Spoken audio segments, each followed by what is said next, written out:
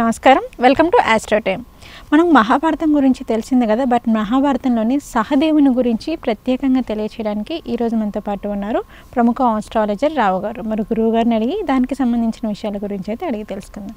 నమస్కారం గురువుగారు. నమస్తే అమ్మా.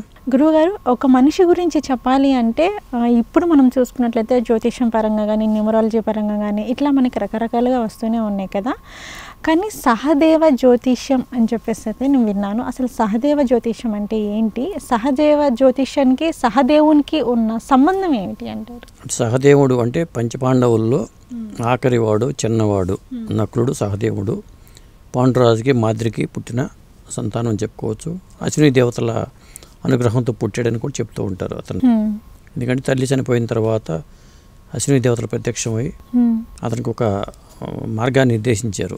నువ్వేంటంటే నీకు ఏం జరగబోతుందో తెలుసు కానీ అది ముందు చెప్పొద్దు అనే మాట కూడా చెప్తారు. సహదేవుడికి ఆ జ్ఞానం పుట్టుకతోనే వచ్చిందని చెప్పాల్సి వస్తుంది. చెప్పాలంటే అతను ఒక జ్ఞాన యోగిగా సహదేవుని చెప్తూ ఉంటారు. మనకేంటంటే మన పాండవుల్లో అర్జునుడు గొప్పవాడు అంటారు కొంతమంది, ధర్మరాజు గొప్పవాడు అని చెప్పేవాడు కొంతమంది ఉంటారు, భీముడు గొప్పవాడు అని కొంతమంది చెప్పేవాడు ఉంటారు. అట్లా ఒక్కొక్క వ్యక్తికి ఒక్కొక్క ప్రత్యేకత ఉంది. అలా సహదేవుడికి ఏంటంటే జ్యోతిష పరిజ్ఞానం సహదేవుడికి ఉంది.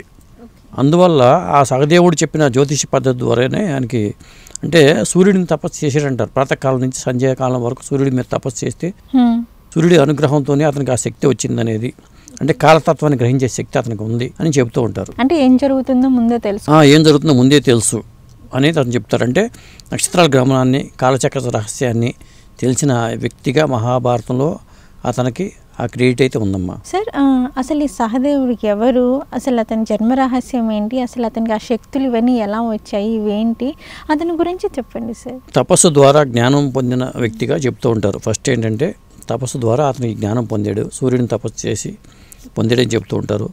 మరి చిన్న వయసులోనే ఈ శక్తి అతనికి వచ్చిందని చెప్తూ ఉంటారు. సూర్య భగవానుడిని మన ప్రత్యక్ష భగవంతుడిగా మనం చెప్తూ ఉంటాం కాబట్టి కాలగమనాన్ని అర్థం చేసిన శక్తిని నాకు ఇవ్వు, కాలం అంటే సూర్యుడే కాబట్టి అని సూర్యుడిని ప్రార్థించాడు అని చెప్తారు. అలా ఆ ప్రార్థించే శక్తి ఉదయం సూర్యోదయం నుంచి సూర్యాస్తమయం వరకు కూడా ధ్యానం చేసిన తర్వాత అతనికి సూర్యుడు ప్రత్యక్షం అయ్యి నీ దృష్టిలో కాలం సజీవంగా కనిపిస్తుంది అని సూర్యుడు అతనికి అనుగ్రహించాడు. కానీ ధర్మాన్ని మించక దాన్ని ఉపయోగించాలి, ధర్మాన్ని కాపాడాలి, ధర్మబద్ధంగానే నువ్వు ఆ జ్యోతిష పరిజ్ఞానం చెప్పాలి. ఓకే, అలా కాకుండా చెప్తే మాత్రం అది నీకు చాలా పరిణామాలు వస్తాయి అని చెప్పడం వల్ల ధర్మబద్ధంగానే అతను వ్యవహరిస్తూ ఉంటాడు. ధర్మరాజు కూడా ధర్మబద్ధంగానే ఉంటాడు. ఈయన జ్యోతిష పరంగా ధర్మబద్ధంగా ఉండాలనేది సూర్య భగవానుడు కూడా ఇతనికి నిర్దేశించాడని చెప్పొచ్చు. సార్, సహదేవునికి అశ్విని దేవతలు ఒక వరం ఇచ్చారు. అది కూడా ఏంటంటే నువ్వు ధర్మబద్ధంగానే జ్యోతిషం చెప్పాలి అని ఒక వరం ఇచ్చారు కదా సార్. ఎందుకు ధర్మబద్ధంగానే చెప్పాలి అనేసి నన్ను అన్నారు. అతనికి తల్లి చనిపోయిన తర్వాత అశ్విని దేవతలు ప్రత్యక్షమయ్యి అతనికి నువ్వు చెప్పారు, నువ్వు భవిష్యత్తుని దర్శించగల శక్తి నీకు ఉంది, కానీ నువ్వు దాన్ని తప్పుడు మార్గంలోకి ఉపయోగిస్తే మాత్రం నీ శక్తి పోతుంది. అందువల్ల అతను ఆ ధర్మ మార్గంలోనే తన జ్ఞానాన్ని ఉపయోగించాలని నిర్ణయించుకున్నాడు. కానీ ఇక్కడ చెప్పలేదా సార్ అసలు? అందుకే మౌనంగా ఉండేవాడు. మౌనంగా ఉండే కారణం ఏంటంటే మౌన జ్ఞాని అని చెప్పాలి. తెలిసిన తనకు అన్ని జరగబోయే విషయాలు అన్నీ తెలిసినా కానీ మౌనంగా ఉండడానికి కారణం అదే, ధర్మబద్ధంగానే ఉండాలి అనేది ఆ మాటలు గుర్తుంచుకోవటం వల్ల అతను జీవితంలో చాలా తక్కువగా మాట్లాడటం అనేది జరిగింది. ఎవరికైనా సరే తక్కువ మాట్లాడటం వాళ్ళకి విలువ పెరుగుతుంది, ఎక్కువ మాట్లాడితే మీ విలువ తరుగుతుంది.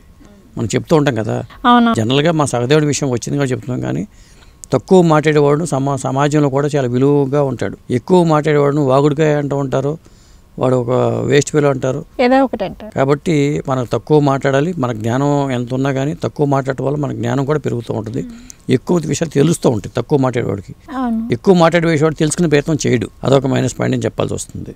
సార్, సహదేవులు మహాభారతం విషయంలో మనం చూసుకున్నట్లయితే ఏమన్నా కొన్ని సందర్భాలు ఏమన్నా జ్యోతిష్యం చెప్పడం జరిగిందంటారు? ఆ ప్రస్తావన ఉంది.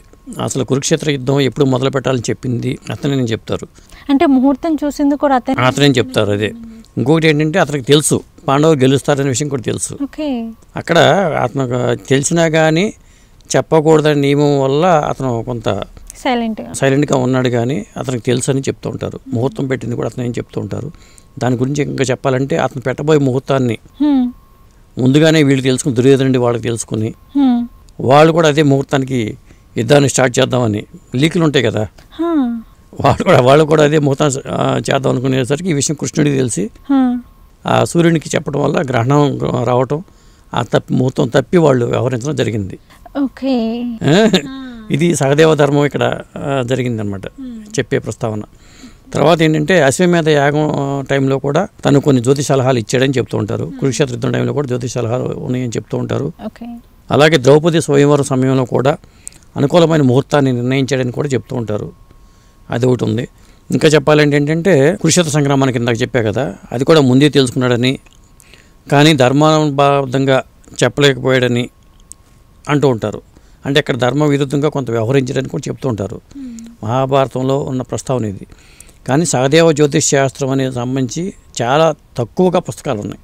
ముఖ్యంగా సత్యం, ధర్మం ఈ రెండు చాలా కీలకం మన మానవ మనుగడకి. అవును, ఈ జ్యోతిష విషయంలో కూడా ఇలాంటి విషయాలకు విరుద్ధంగా వెళ్ళకూడదు, ధర్మబద్ధంగానే ఉండాలనేది జ్యోతిష్ శాస్త్రం చెప్తుందమ్మా. గురువుగారు, ఆల్రెడీ సహదేవుడు వచ్చేసి కురుక్షేత్ర సమయంలోని ముహూర్తం పెట్టారు అనేసి అని అన్నారు కదా, మరి ఆ ముహూర్త సమయం అనేది ఎలాంటిది అంటారు? అంటే అది అసలు వీళ్ళు గెలుస్తారని ముందే తెలుసని చెప్పాం కదా, కాబట్టి ఒక ముహూర్తాన్ని వాడిని పెట్టాడు. అది ఎలాంటి పూట అంటే మంగళవారం రోజుని అమావాస్య గడియల్లో మంగళవారం నాడు జ్యేష్ఠ నక్షత్రాన్ని పెట్టాడట.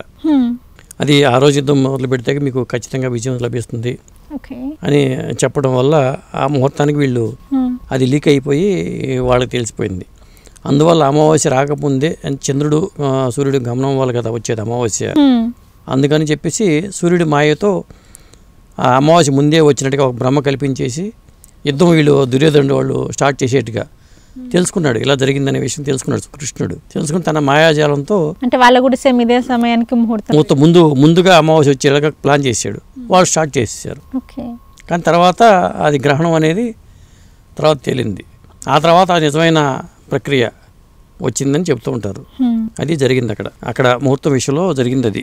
ఓకే, సహదేవులు ఆల్రెడీ ముహూర్తం పెట్టారు, కాకపోతే ఆ ముహూర్తాన్ని కొంచెం అటు ఇటుగా అయ్యేలా అంటే కాలగమనాన్ని తిప్పింది మాత్రానికి శ్రీకృష్ణ పరమాత్మలే. ఇక్కడ సహదేవుడు ఎంచిన ముహూర్తం అయితే కరెక్టే, కానీ దాన్ని వక్రీకరించాలని అనుకున్నప్పుడు దైవ స్వరూపుడైన మరి మానవ రూపంలోని కృష్ణుడు ఉన్నాడు కాబట్టి, ఆయన కృష్ణుడు దేవుడే కాబట్టి ధర్మం వైపు నడపాలి కాబట్టి ఆయన తన లీలలతో చేసాడు. అంటే ఇక్కడ పరమజ్ఞాని సహదేవుడు అయినా కానీ దైవ నిర్ణయమే ఫైనల్ అయిందని చెప్పడం.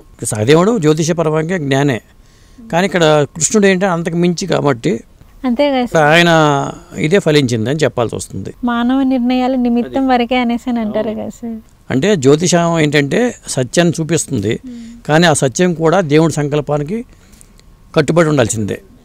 అది ఇక్కడ మనం చెప్పుకోవాల్సిన నీతి అనమాట.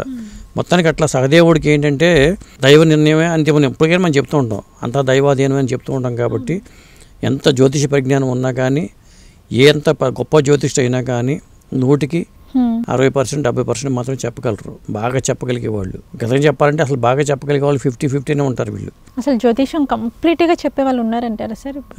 ఎవ్వరూ లేరు. 100% ఫలితాలు నేను చెప్పగలను అనేవాడు ఎవరు లేరు.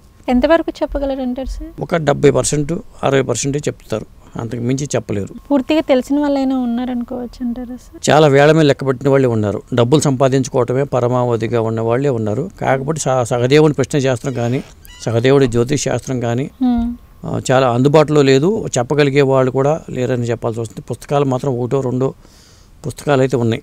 ఓకే గురువుగారు, సహదేవ జ్యోతిష్యం అంటే ఏమిటి అనే వాటి గురించి అయితే మాకు వివరించారు. నమస్కారం. నమస్కారం అమ్మా.